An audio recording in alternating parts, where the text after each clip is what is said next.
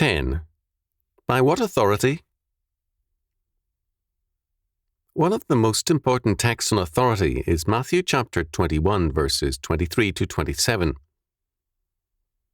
And when he was come into the temple, the chief priests and the elders of the people came unto him as he was teaching, and said, By what authority doest thou these things? And who gave thee this authority?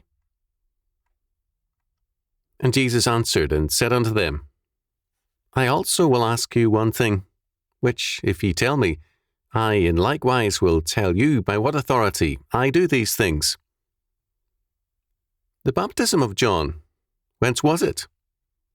From heaven, or of men? And they reasoned with themselves, saying, If we say from heaven, he will say unto us, Why did ye not then believe him? But if we shall say, of men, we fear the people, for all hold John as a prophet. And they answered Jesus, and said, We cannot tell. And he said unto them, Neither tell I you by what authority I do these things. Some bypass this text because the issue is the authority of Jesus. Because he is the Christ, God incarnate, there is a necessary difference between his authority and any we may have. On the other hand, our Lord himself places the issue on the human level by raising the question of John the Baptist's authority. The Greek word for authority, which is used in this text, is exousia, so the matter is a plain question of authority. This question, by what authority, is an important one. Especially in the West, the Church has again and again faced the issue, not always wisely, but generally fairly well. Consider, for example, St. Francis of Assisi. Before his death in 1226, Franciscan missions had reached England, France, Germany, Spain, Morocco, Turkey, and Palestine. Less than 20 years after his death, 2 Franciscans reached the Mughal court. The missionary zeal, dedication, and ability of Francis was remarkable. On the other hand, many semi-heretical undercurrents were present in St. Francis and his followers, and the strict Franciscans, called spiritual Franciscans, were later suppressed.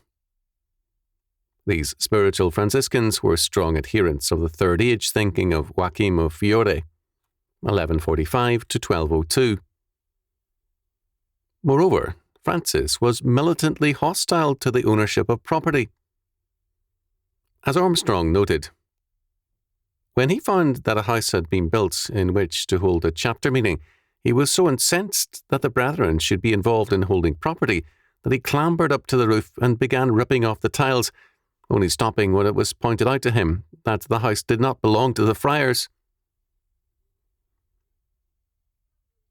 Greco-Roman culture looked back to a golden age when men shared all things.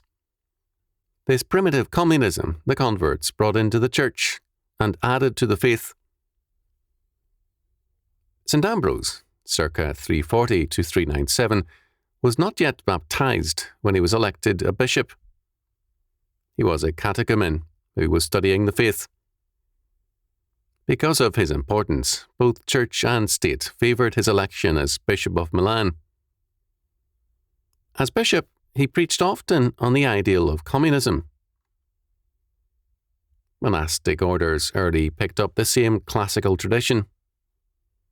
This belief caused the church much trouble in the Middle Ages, as different representatives of the orders attacked the church for its wealth and property, and held to romantic ideas of a totally mendicant church. The popes finally had to condemn this concept of primitive communism and to deny the validity of this answer to the ills of the world and the church.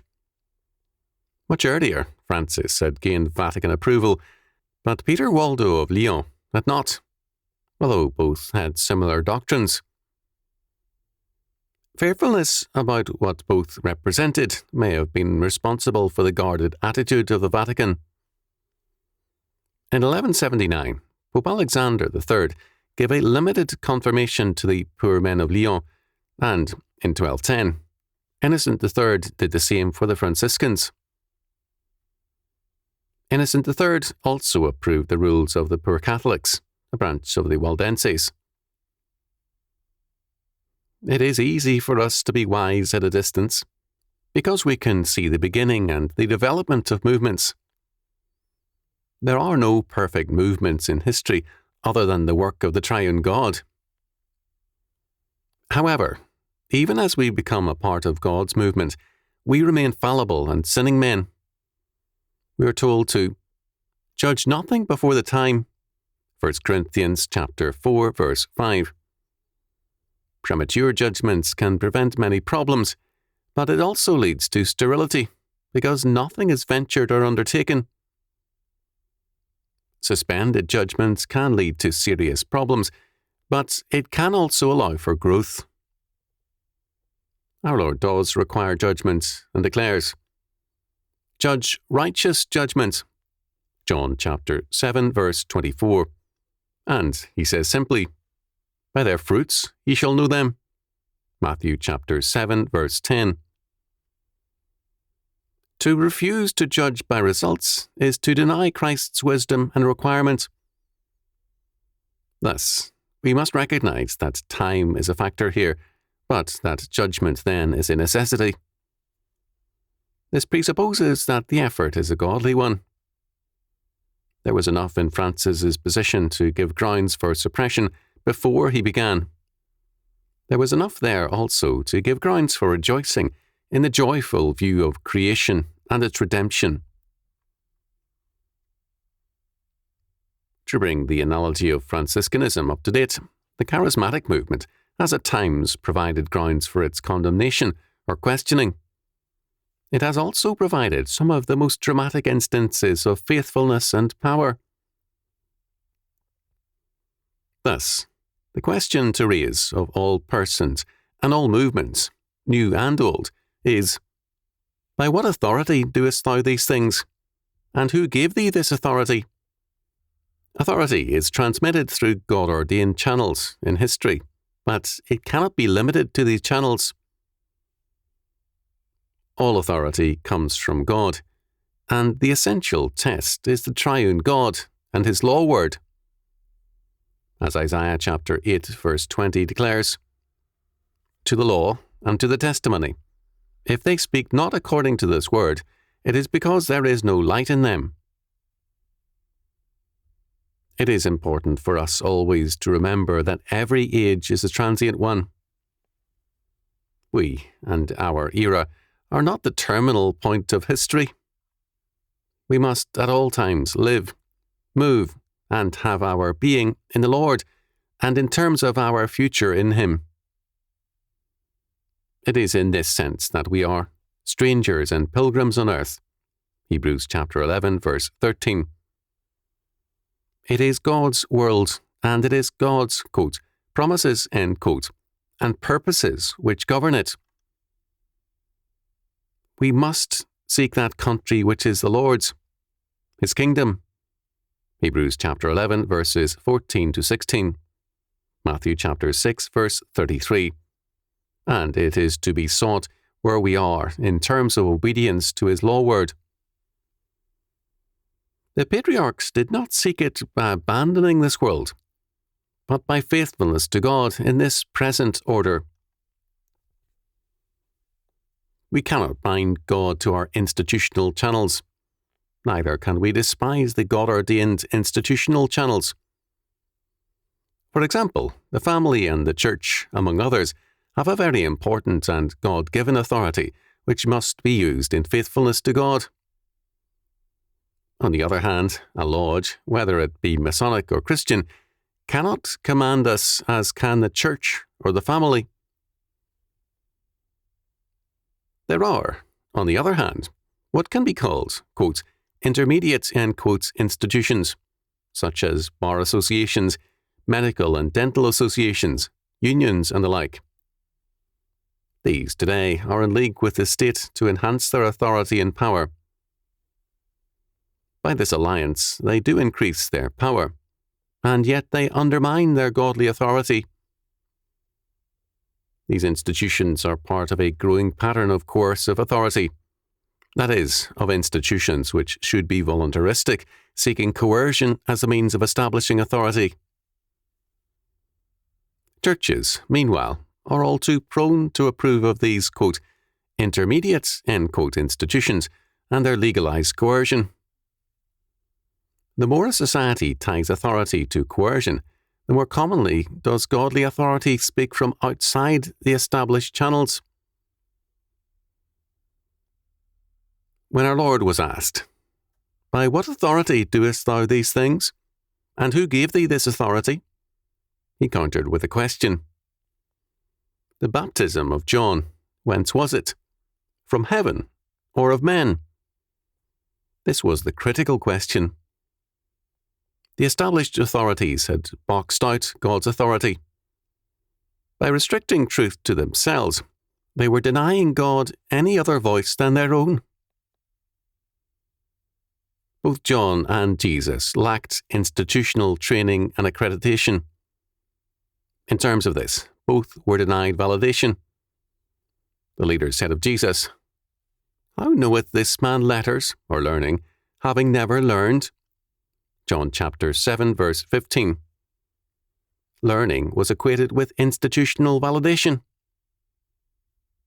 Institutional validation is well and good, but it cannot be an excuse for a, quote, closed shop, end quote, as though God cannot speak except where an institutional validation exists. The limitation of authority to institutional channels is a limitation on God. It must be stressed that the institutional channels cannot be set aside, nor their importance denied. To illustrate, we can agree that universities and graduate schools are not all they should be, but we can also recognize their necessity as a means to a disciplined education and a specialized training. At the same time, we cannot for a moment limit learning and wisdom to a university doctorate. Very often, learning and wisdom are more prolific and virile outside rather than in the academic routine. This does not invalidate the academic routine. For the majority of practitioners in the arts, letters, and sciences, it is a necessity. They lack the ability to master a discipline on their own. Within the church, the same is true.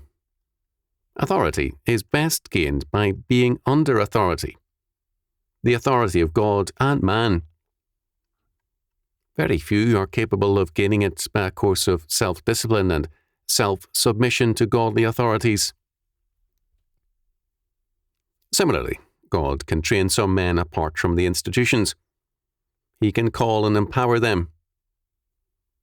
However, whether a man works in terms of an institutional mandate, a self-disciplined training or calling, or, like more than a few great saints of history, in terms of God's empowering and discipline, the question of all is the same. By what authority doest thou these things? And who gave thee this authority? The proximate answer may, and usually must be, an institution, a God-ordained authority. The essential answer in all cases must be God and His law word. The word of Isaiah still stands. To the law and to the testimony, if they speak not according to this word, it is because there is no light in them. Isaiah chapter 8, verse 20.